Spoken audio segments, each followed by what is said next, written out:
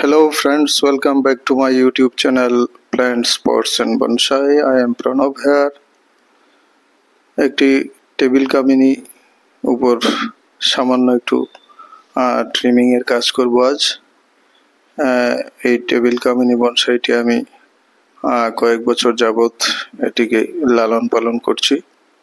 তো এটি ছোট্ট একটি বনসাই পটের মধ্যে রয়েছে এবং এটিকে একটি গ্লোব স্টাইল গ্লোবের আকার দিয়ে আমি এটিকে তৈরি করছি। তো আজের বনসাইটিকে একটু ট্রিমিং করে দেব, হালকা প্রুনিং করে এর যে আকারটা সেটিকে আরো আমি একটু রিফাইন করে নেব। এই সামান্য একটু কাজ। তো এই টেবিল কামিনীকে খুব সহজেই গ্রো করা যায় এবং এর থেকে বিভিন্ন আকারের বনসাই তৈরি করা যায়। তো এটি এক বছর আগে এটি অন্য স্টাইলে ছিল, কিন্তু আমি এর স্টাইলটি পাল্টিয়ে একে আবার গোলাকৃতি তথা একটি গ্লোব স্টাইলে নিয়ে এসেছি।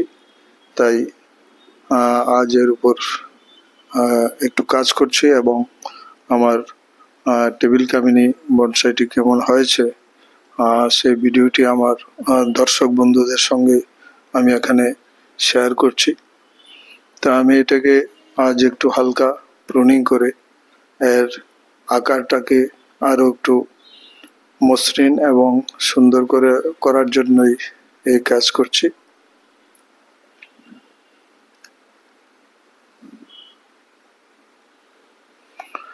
এটি প্রায় 4 বছর যাবত আমি গ্রো করছি।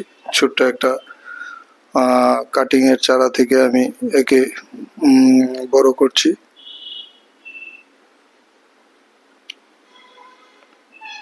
এই গাছটির আকৃতি এখন বেশ সুন্দর হয়েছে।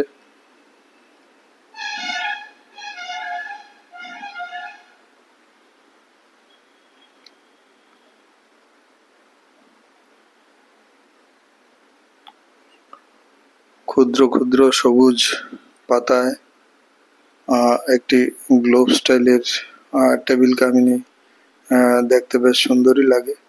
তো এমন একটি বনসাই বসার ঘরে অথবা বাড়ির প্রবেশদ্বারে বা বারান্দাতে রাখা যেতে পারে।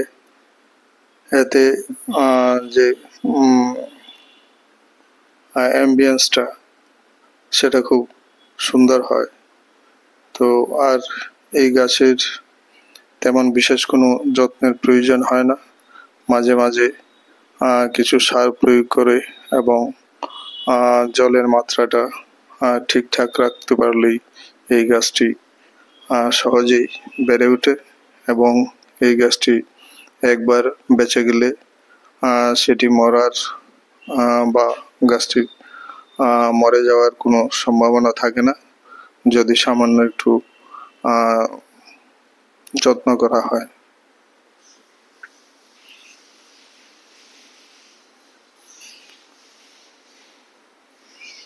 তো এইভাবে আমি আমার টেবিল কামিনী বনসাইটিকে বড় করছি, গ্রো করছি।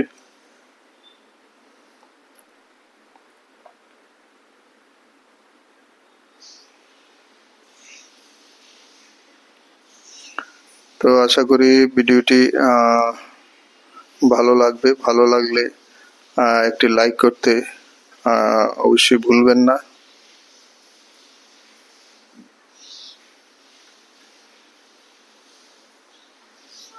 তো ছোট্ট ভিডিও আজ এখানেই ভিডিওটি শেষ করছি সামান্য একটু কাজ করে। সবাইকে নমস্কার।